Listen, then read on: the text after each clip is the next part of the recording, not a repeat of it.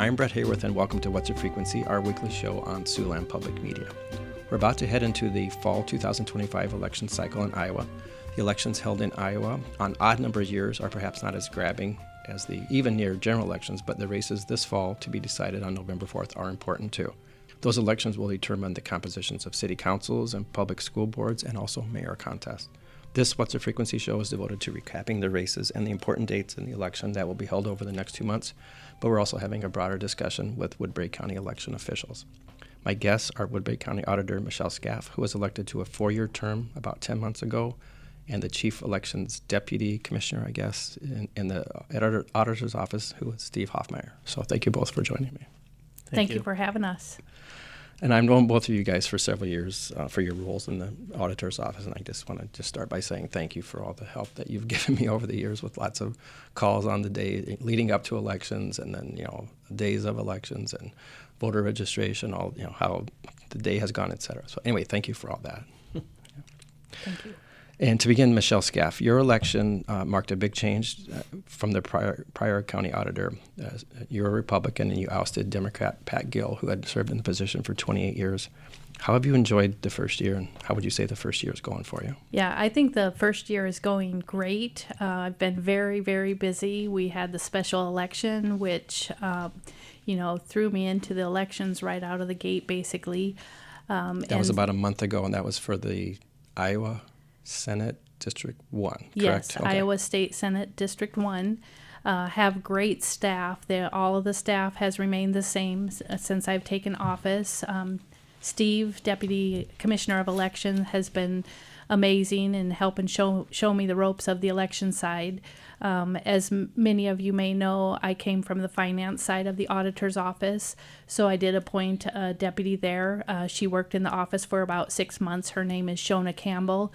She's doing a phenomenal job with the finance, taking over the shoes that I used to wear.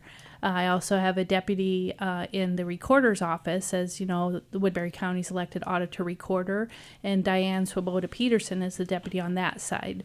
And she's doing a great job. She actually just came back from a conference. It's a national conference called PRIA, and she won the highest award from that conference that helps promote national recording standards. So very proud of her. She's done a great job, and it's great staff that I have. Okay, thank you. And for you, Skaff Hofmeyer, how did you come to work for the county's auditor's team? I can't remember what year that was, but what was your career path before that, and how did you come to work for the county? Before that, I had worked for a couple of different companies. I worked for Williams & Company in accounting. I also worked for Holcomb Freightliner, a truck dealership here in Sioux City. However, they were bought out by iState, so my position was eliminated. That's when I started at the auditor's office back in 2011. Okay. So interviewed with Pat, and yeah. And typically, what are your tasks as the deputy commissioner for the elections? Basically everything and anything concerning elections, from help making sure all the voter registrations are processed and updated. When we get close to the elections, we have to deal with the absentee requests, the designing of the ballot, getting it proofed and printed, testing machines for the elections, delivering and picking up machines before and after the election, just everything involved with that. Okay, thank you. And I know there are other tasks, as you just said, Michelle Skaff, that other county auditors do in Iowa's 99 counties. But can you generally just describe how elections are carried out by staffs in the state? So it's not, elections in America are not, it's not a federal, this is local counties who are making the ballots and then counting the ballots. But can you just describe? Yeah, so the election laws are set by the state. So each state may have different laws regarding elections.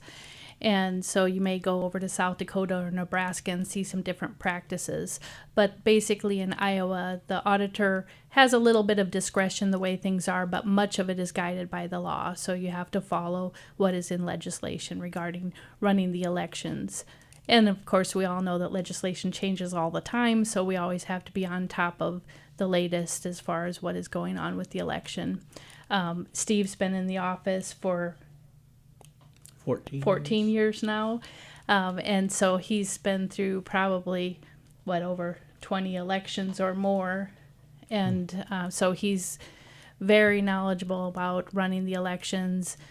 We have 2 clerks in the office.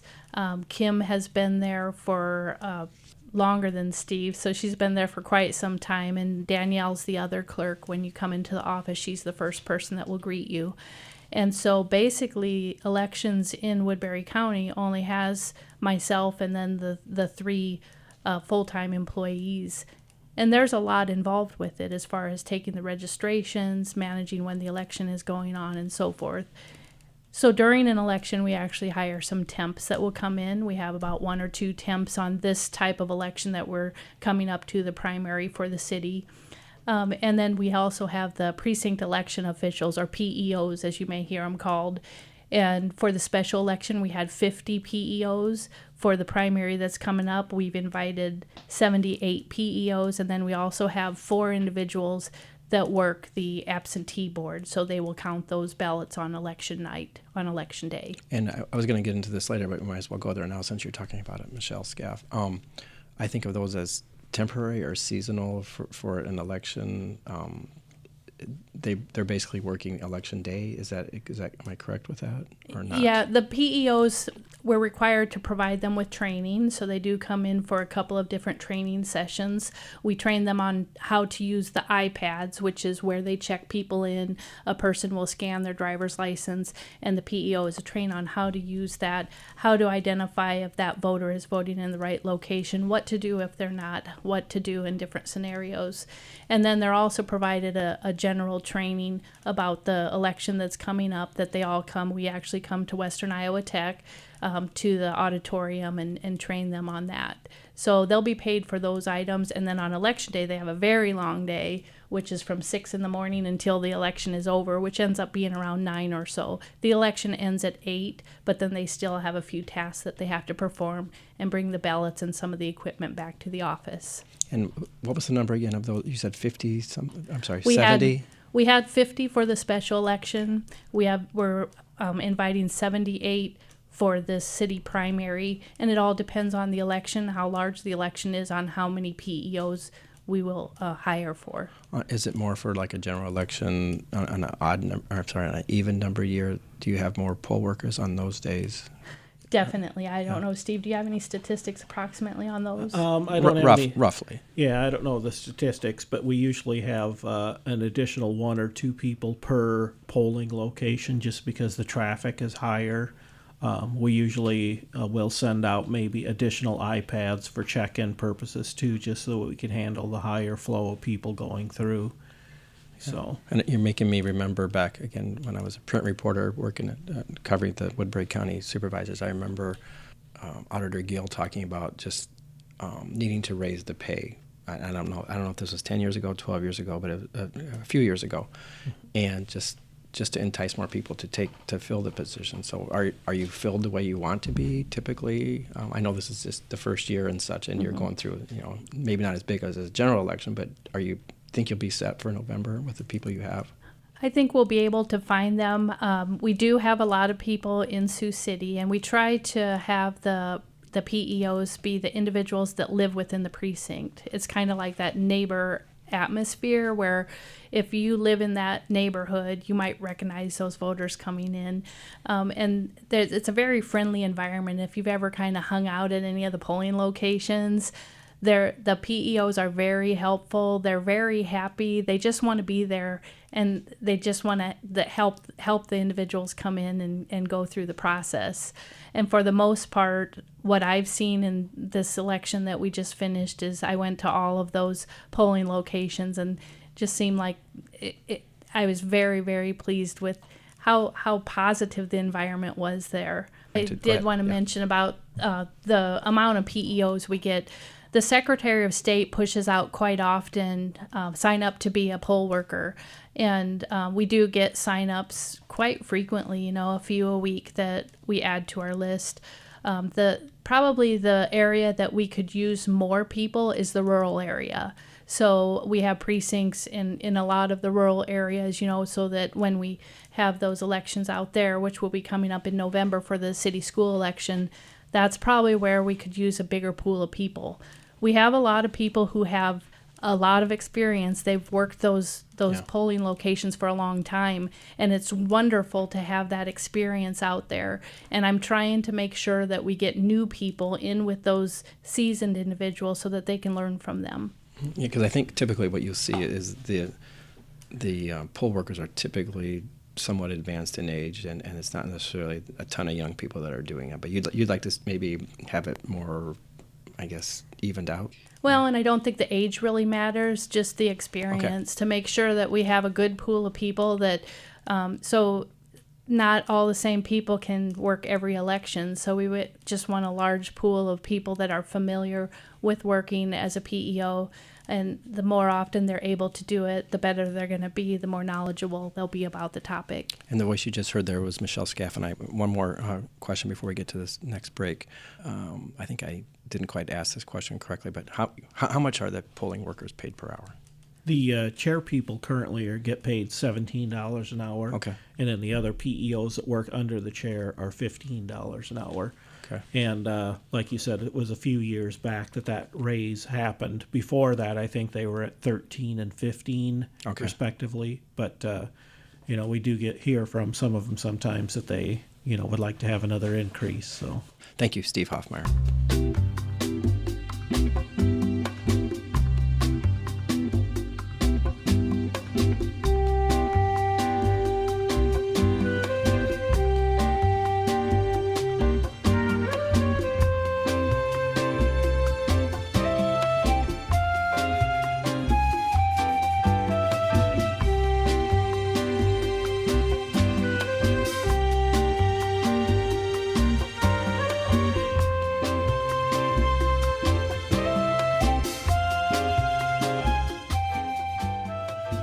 My guests for this What's the Frequency show are Woodbury County Auditor Michelle Skaff and the Chief Elections Deputy in the Auditor's Office with Steve Hofmeyer.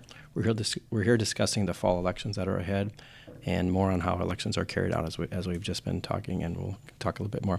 In a few minutes, we'll get to what races are actually on the ballot here, but I want to have kind of more of a general discussion, I guess, on it's a big topic in America, election security. People want to have certainty that the ballots are safe and counted. And I guess to you, Woodbury County Auditor Skaff, how secure and safe would you say our votes when they're being cast and counted here in Woodbury County? Yes, I think Iowa has very strong legislation, and the security of our elections in Iowa is fantastic.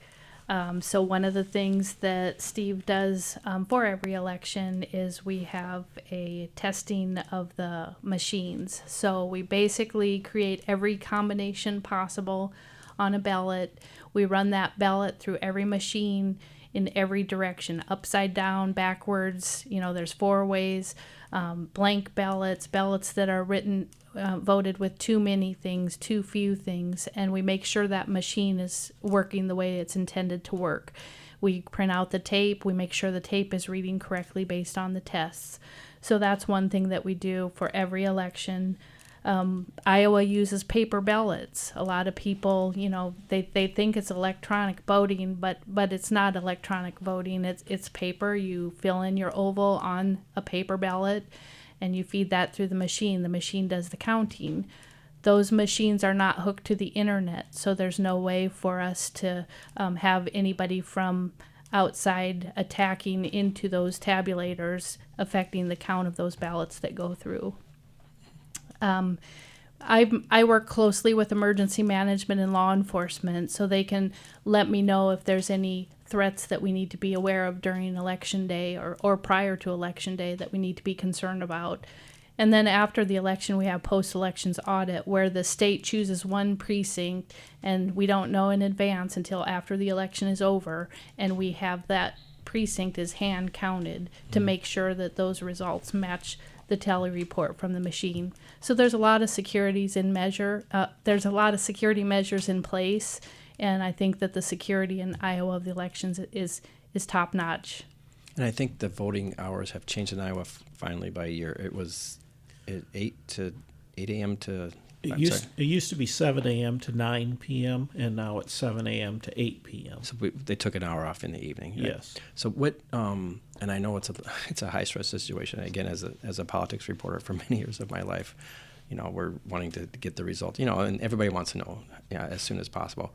With all the advances, I guess, over my 20 plus years here in Sioux City, the results are coming sooner. Is that right, Steve? In the evening, I know there's, and they're posted to the county website and such. Would you say, what time would a typical election kind of be wrapped up, so to speak? Well, usually, as long as there's not any issues in a particular polling place, they call in, within 5-10 minutes after they've closed down the election at 8 o'clock. We take the phone calls in the office, and they're entered into a computer system where they're entered twice, so it's double checked. And these results are always considered unofficial, of course. Sure. And we post those on our website. A lot of times we'll have a screen up in the rotunda or somewhere in the courthouse for folks if they want to be there to watch the results, or you can just, view the website from home. So, I would say by a half hour after the polls close, we've got all of our precincts called in. I guess I'm thinking of the example of the one from 2 weeks ago with the Iowa Senate District 1. Caitlin Dre, it was an open seat because Rocky DeWitt had died, the state senator, and Caitlin Dre won that contest.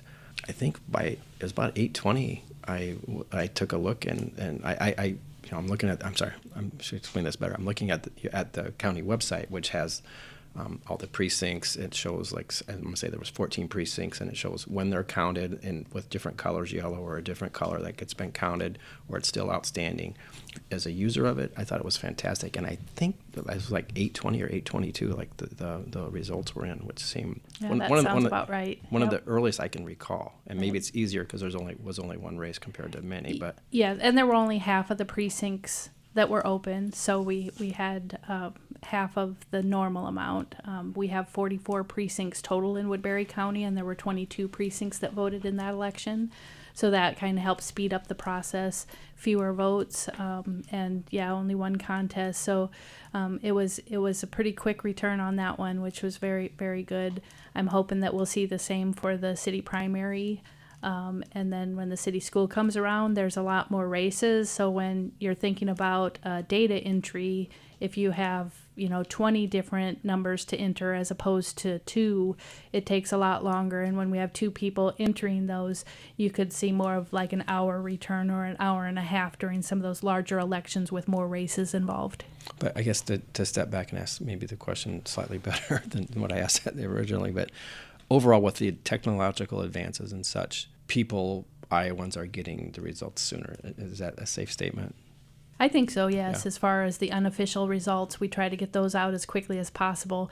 We know how everybody wants to know those answers quick. We want to be accurate, though, so there's still unofficial results that we have to validate the next day. But when we can get those unofficial results out as quickly as possible and as accurately as possible, and that dual entry process really helps with that accuracy, it's great for everyone. Thank you.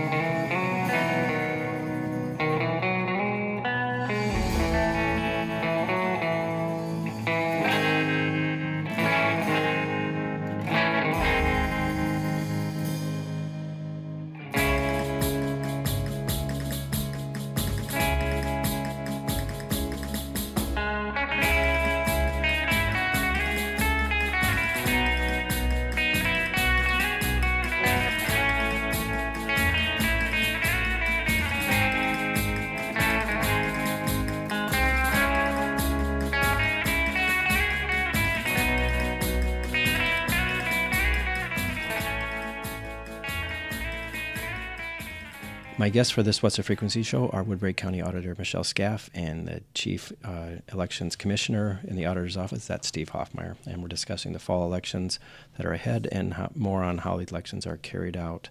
We'll talk some more about more generally throughout Northwest Iowa. But last week was the ending time for people running for Sioux City Council seats.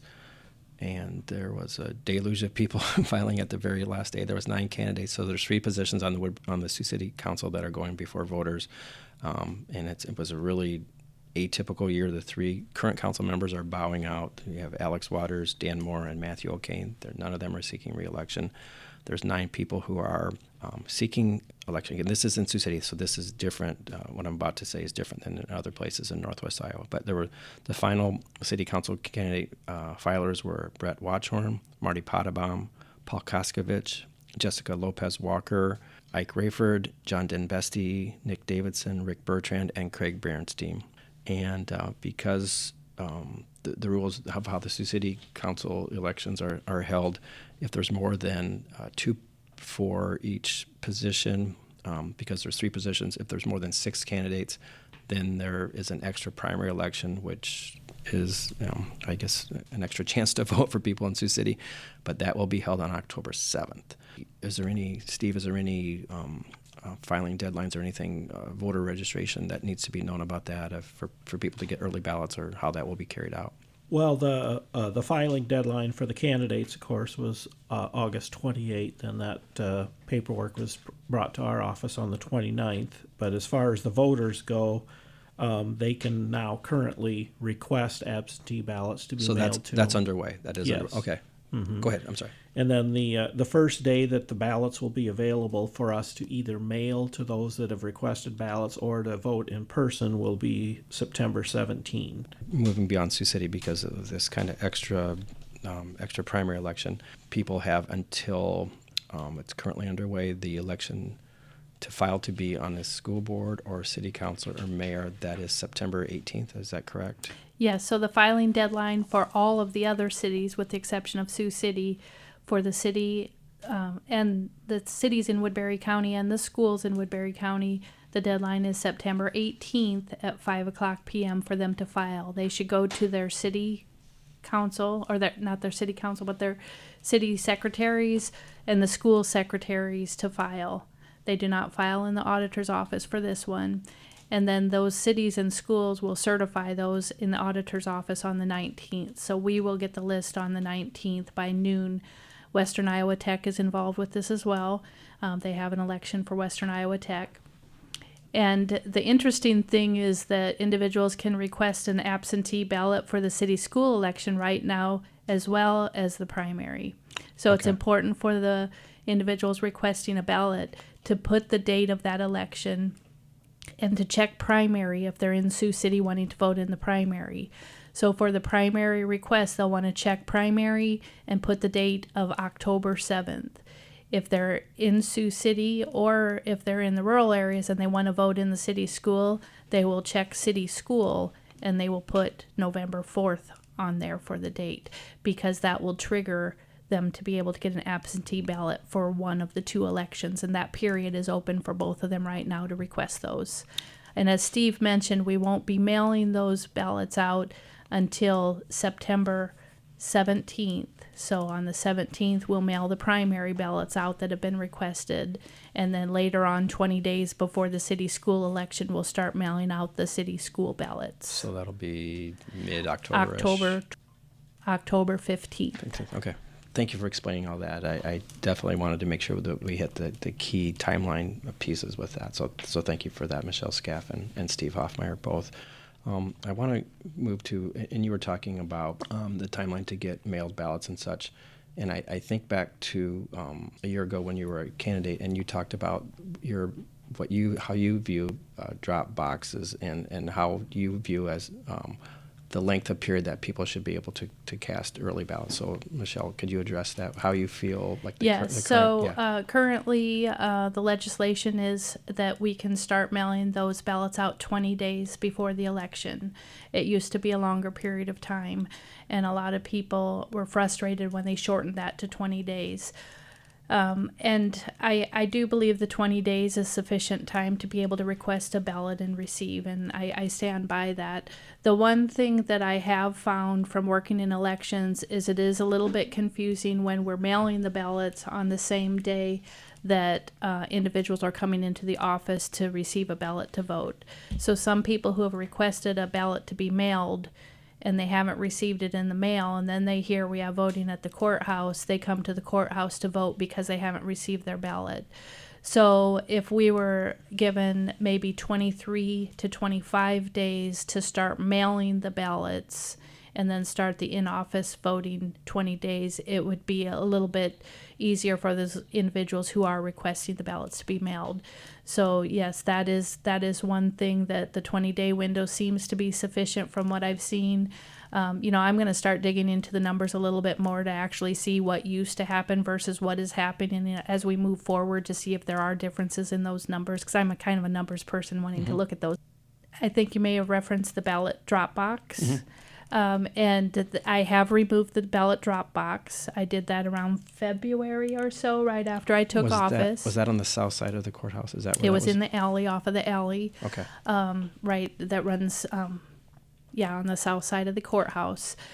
And there's two primary reasons why I don't believe that the drop box should be used. One is the staffing that it takes to manage it. We have to have 2 individuals, one from each party, go out to the box 4 times a day, 7 days a week. As you know, we're not open Saturdays or Sundays, so that puts a burden on my staff. It also adds to the financials of the county having to pay someone, unless I find, a volunteer, which I don't think we want to do that. So the staffing is an issue of managing it the way that it's supposed to be managed, the way the law is written. And then the other reason, which I mentioned this in my campaign, is because of the security of it. There is a camera on it, which is great. However, there's still a chance that somebody could stick an incendiary device in it, do something that could destroy all the ballots in there. And we saw this happen in the state of Washington twice during the last general election. And I don't know if they ever did catch the person. There was a camera on that box. And there were ballots in there that were destroyed that they don't even know how they can quantify how many ballots were destroyed. Coming from a law enforcement background, I may be like hyper vigilant when it comes to something like this. But to me, that security risk of destroying those, and then the staffing issue, those are the 2 main reasons why I have removed it. Thank you for explaining that, Michelle Skaff. And I guess I just want to go back, and I honestly don't know, so if either of you could fill me in, how long have drop boxes been usable in Iowa or available in Iowa, and how long did Woodbury County have one there? 2020 was the first year I believe they used them, So and pretty short, it was due pretty to short-lived COVID. then. Okay. They wanted to make it easier for individuals to return their ballots without having to social distance. And at that time, they were allowed to have 2 ballot drop boxes. We had one in the front side of the courthouse, and then the one in the alley. And then I think it was within the next year that the legislation said that each auditor could have 1 ballot drop box, and it was at the discretion of the auditor if they maintained it or not. Thank you, Michelle Skaff. And my last few questions here before we wrap up for this show, What's a Frequency? I believe, again, this is kind of talking off the top of my head here for what I think I've reported in the past, but it seems that more and more people in the political parties seem to like banking the votes early, as opposed to maybe, again, 20 years ago when I was starting here in Woodbury County. Is that seem to be an increasing trend, that more of the votes that come in are early votes compared to people who go and vote on the actual election day? I think the number of early voters has definitely increased. We just want to make sure that the people know that when they vote early, or if they vote by mail, their ballots are secured in the courthouse until election day. Sometimes for the general elections, when we have a large quantity, we can start the day before, but that's when we start opening the envelopes and processing ballots, just to make sure that we can get everything processed and finished by 8 p.m. on election day. Okay, thank you. Yeah, I think our statistics show that a little over 50% vote absentee, and we include the in-person voting and the absentee batch. So when people come to the courthouse and vote, they're actually voting in-person absentee. Okay, thank you for that stat as well. What do you think that people misunderstand about how elections carried out, like common misconceptions that you maybe are pushing back against? Well, I think that people possibly don't understand the different types of election. There's so many different variations of elections. There's primaries, there's general elections, there's city school elections, And I think that maybe we can be better about getting information out about what the type of elections is. It's always very busy during elections, and time management is very important. One of the things that I want to work on, and I tried a little bit during the special election, is putting some more news flashes out on our website. I did make one that I thought was kind of nice, that individuals could go on there and go on the county website, and they could see the featured election of the time and click on that, find out where their polling location is and a little bit about that election. Another thing that I'm working on is starting a Facebook page. That's something that we need to make sure we have the proper staffing to manage it, because it is kind of a task of itself, but I think it's such a great tool to use social media to get some of that information out there. So I think that will help with some of the questions, and that will also give individuals a forum that they can send us a question if they have a specific question about an election.